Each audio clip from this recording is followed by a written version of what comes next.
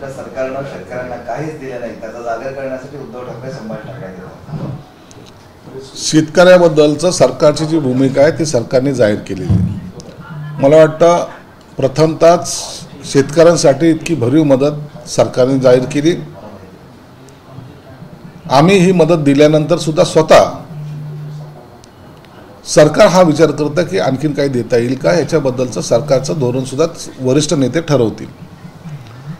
परंतु अशा वेळेला जेव्हा शेतकरी संकटात आहे, शेतकऱ्याची शेती वाहून गेलेली, पिकं सर्व पडलेली आहेत, फळबागा नष्ट झालेल्या आहेत, अशा वेळेला राजकारण करण्यापेक्षा सर्वांनी एकत्रित येऊन शेतकरी कसा त्याच्या पायावर उभा राहील याकडे लक्ष देणं मला वाटतं गरजेचं आहे. राजकारण करायला इतर माध्यम आहेत ना, पण जो हंबरडा शेतकऱ्यांनी फोडला आहे त्याला सांत्वन किंवा त्याला सहकार्य करण्यापेक्षा इतर राजकारण करण्याकडे या लोकांचा कल आहे. उद्या येतील, सरकारला 2-4 शिव्या देतील, शिंदे साहेबाला 1-2 शिव्या देतील आणि टोमणे मारतील, झाला त्यांचा मोर्चा. तुम्ही शेतकऱ्यासाठी काय करताय? शेतकऱ्यासाठी तुमची भूमिका काय? तुमच्या सरकारच्या काळामध्ये आलेल्या ज्या अडचणी होत्या तुम्ही किती सॉल्व्ह केल्यात, त्या प्रश्नाची उत्तर द्या ना. म्हणजे जेव्हा सत्तेत असतात त्या टायमाला काही करायचं नाही, आणि जेव्हा सत्तेत नसेल त्या टायमाला वाह शेतकऱ्यासाठी असं केलं पाहिजे, तसं केलं पाहिजे, या सर्व गप्पा ज्या आहेत त्या शेतकऱ्यांना कळाल्या आहेत. आज प्रत्येक मंत्री असेल, प्रत्येक आमदार असेल, प्रत्येक कार्यकर्ता असेल, हा शेतकऱ्यांजवळ गेलेला आहे, शेतकऱ्यांना भेटतोय, शेतकऱ्यांची अडचणी समजून घेतोय. आणि एकनाथ शिंदे साहेबांचं त्याच्या पुढे जाऊन वैयक्तिक मदतीचा सुद्धा ओघ त्याने सुरू केलेला आहे. म्हणून शेतकऱ्याला दिलासा देण्यासाठी त्यांच्याबरोबर राहा, त्यांच्या खांद्याला खांदा लावून त्यांच्या सुखदुःखामध्ये सहभागी झालं पाहिजे. नवे मोर्चा काढायचा आणि लोकांना आपल्या पक्षाचं शक्ती प्रदर्शन दाखवण्याचा हा केविलवाना प्रयत्न आहे. सहकार मंत्री बाबासाहेब पाटील यांनी एक वादग्रस्त विधान केलेलं आहे. लोकांना कर्जमाफीचा नाद लागलेला आहे. आम्ही निवडणुकी दरम्यान काही आश्वासन देत असतो, गावात नदी आणून द्या अशी मागणी केली, तसं आश्वासन देखील आम्ही देतो, अशा पद्धतीचं विधान त्यांनी केलं. नाही, याची दखल मुख्यमंत्री घेतील, निश्चित घेतील. मंत्र्यांनी काय विधान करावे नाही करावे आणि अशा वेळेला कोणतं विधान केलं पाहिजे नाही केलं पाहिजे याच्या सक्त सूचना मुख्यमंत्री साहेबांनी आणि इतर उपमुख्यमंत्री साहेबांनी, एकनाथ शिंदे साहेबांनी पण अजितदादांनी पण सर्वांना दिलेले आहेत. अशा वेळेला वादग्रस्त एखादं विधान करून सरकारला त्रास होईल असं करू नये असं स्वतः मुख्यमंत्र्यांनी सर्वांना सूचना दिल्यात आणि म्हणून अशा या स्टेटमेंटची ते निश्चित दखल घेतील. महायुतीमध्ये निधी वाटपावरून धुसफूस सुरू आहे आणि पहिल्यांदा निवडून आलेल्या आमदारांना निधी दिला जातो, त्यामुळे जुने आमदार नाराज आहे अशी चर्चा सुरू आहे. नाही, सरकारने धोरण यासाठी स्पष्ट केलेलं आहे की मागच्या वेळेला इलेक्शनचं वर्ष होतं, त्यावेळेला जुन्या आमदारांना भरभरून सर्वांना निधी दिलेला आहे. जे नवीन आमदार निवडून आले त्यांनी त्यांच्या मतदारसंघात काय करायचं, आता या बाकीच्या योजनेला जो काही पैसा डायव्हर्ट केला जातो त्यामुळं असलेलं आर्थिक संकट, यामुळे पहिल्यांदा नवीन आलेल्या आमदारांना त्यांनी काही आश्वासन दिलेले असतात, त्यांच्या मतदारसंघामध्ये काही लोकांना सांगतात की आम्ही हे करू ते करू, तर त्यांना प्रायोरिटी द्यावी असं सरकारचं एक मत बनलेलं आहे. आणि तशा सूचना सर्वच वरिष्ठ नेत्यांनी खाली सर्वांना दिलेल्या आहेत. आणि म्हणून हा काही कालावधीनंतर जुन्या आमदारांना सुद्धा निधी देण्याचा सरकारचा मानस आहे. संजय राऊत असं म्हणतात की मराठवाड्यातली पूरस्थिती गंभीर आहे, परंतु सरकार गंभीर नाही आहे. पंतप्रधानांच्या स्वागतासाठी सरकार व्यस्त होतं आणि मराठवाड्यातल्या पूरग्रस्तासाठी पंतप्रधान घोषणा करतील असं वाटलं, पण तसं काही झालं नाही आणि देवेंद्र फडणवीसांनी जे पॅकेज दिलंय ती दूरटेक करणार. एक लक्षात घ्या, पंतप्रधान आले त्यांचा प्रोग्राम हा वेगळा विषय असतो. मुख्यमंत्री जाऊन पंचनामे बनवत, जी यंत्रणा असते प्रॉपर यंत्रणा, ते सगळं काम त्याच्या एकदम स्पीडने चाललेलं आहे त्यांचं. आणि म्हणून त्यांनी तातडीने सरकारने जे आदेश दिले त्या कामामध्ये सगळे अधिकारी गुंतलेले आहेत. महाराष्ट्रातले सर्व अधिकारी पंतप्रधान येणार आहे चला कार्यक्रमाला असं काही झालेलं नाही. परंतु ज्यांना फक्त टीका करायची, आज पंतप्रधान आले, त्यांनी रेल्वेच्या घोषणा केल्या, त्यांनी इतर बाबीच्या घोषणा केल्या, आज महाराष्ट्राला देऊन जे गेलेले ते, म्हणून त्यांचं खरं तर अभिनंदन करायला पाहिजे. त्याच्यावर टीका कसली करता तुम्ही? अहो हे मिळणं सुद्धा काही कमी गोष्ट नाही. म्हणून हा एखादा प्रोटोकॉल जर सरकारने चांगल्या पद्धतीने जर केला असेल किंवा गेले असतील किंवा कार्यक्रम चांगला सुरू झाला असेल त्याच्यावर टीका करणं योग्य नाही. महाराष्ट्र जर प्रगतीपथावर जायचं असेल तर त्यासाठी ह्या सर्व गोष्टी करणं गरजेच्या असतात आणि ते केल्या पाहिजेत. म्हणून अशा टीकेकडे लोक लक्ष देत नाहीत. स्तंभपूजनावेळी तुम्ही असं म्हणालात की एकही बिस्किटचा पुडा सोबत न घेऊन येणारा नेता येऊ राहिलाय, तर खरे त्याच्यावर असं म्हटले की ज्यांनी तुम्हाला मोठं केलं तुम्ही त्यांचं चांगलं कौतुक करायला पाहिजे, नाही तर तुम्ही त्यांना पक्षाला रॉयल्टी द्यायला पाहिजे की तुम्हाला त्यांनी मोठं केलं म्हणून. अहो आम्ही पक्षाला रॉयल्टी तर देतोच होतो ना. पक्षाला काय आम्ही रॉयल्टी दिली नाही असं म्हणायचं आहे का? खैरेने किती रॉयल्टी दिली?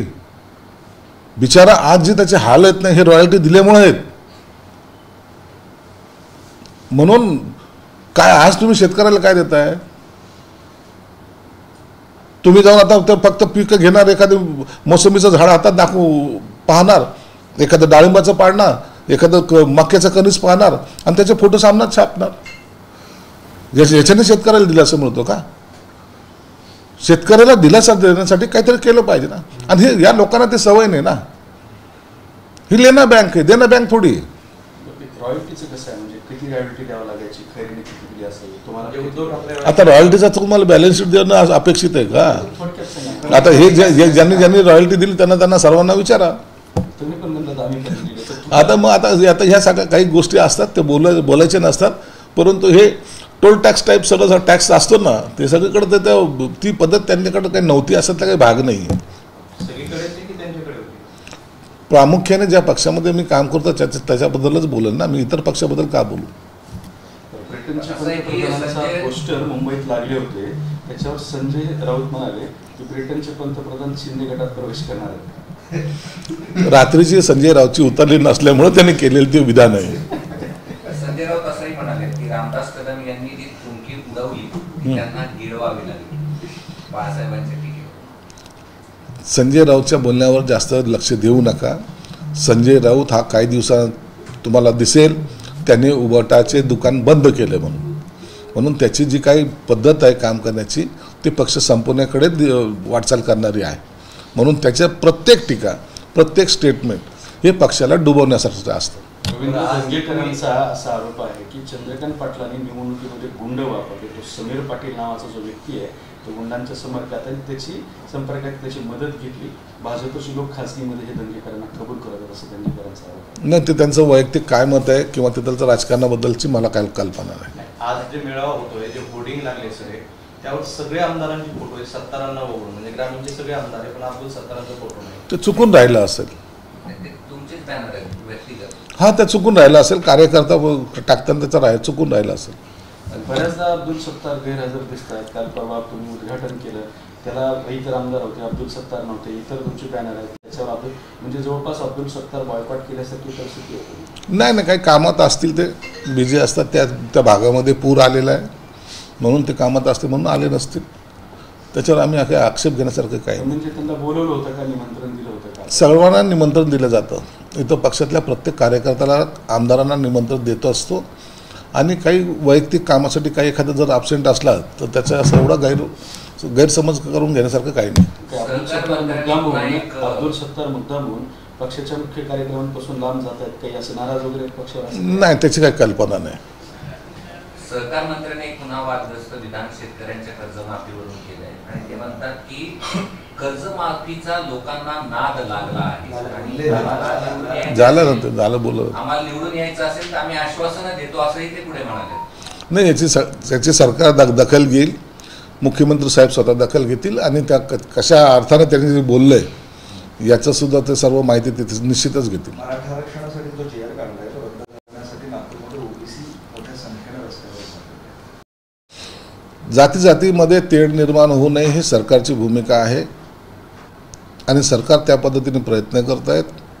त्या संदर्भामध्ये सर्व जाती धर्माच्या लोकांना ज्यांनी मग बंजारा समाज असेल, ओबीसी समाज असेल, माळी समाज असेल, मराठा समाज असेल, या सर्वांच्या वेगवेगळ्या पातळीवर मुख्यमंत्री स्वतः बैठका घेत आहेत. सर्वांना एकच त्यांनी सांगितलेलं आहे की कुणाच्यालाही आरक्षणाला धक्का न लावू देता आपण हे सर्व करतोय. म्हणून ह्या सगळ्या चर्चेमधून ह्याचा तोडगा निघेल. पण काही लोक त्याचा राजकारण करण्याचा जर प्रयत्न करत असेल तर त्यांना विनंती आहे की जातीमध्ये तेढ निर्माण करू नका. सर्वांनी एकत्रितपणे चांगल्या पद्धतीने राहावं ही सरकारची भूमिका आहे. धरणांच्या परिसरामध्ये आता दारू विक्रीला परवानगी देण्यात आलेली आहे. दारूच्या परिसरातले हॉटेल्स असतील किंवा जे पर्यटन स्थळ विकसित करायचे त्या ठिकाणी सुद्धा दारू आता विकली गेली जाते. नाही, सरकारचं ते धोरण असेल तर त्याला त्याच्यावर आक्षेप घेण्यासारखं काही नाही.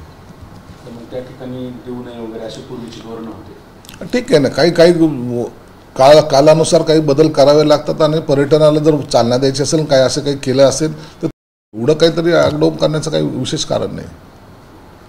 मराठवाड्यातील अतिवृष्टीची यादी काल नवीन जी आर आला आहे त्यात नांदेड जिल्ह्याला वगळलं आहे आणि नांदेडमध्ये अतिवृष्टी पण झाली होती.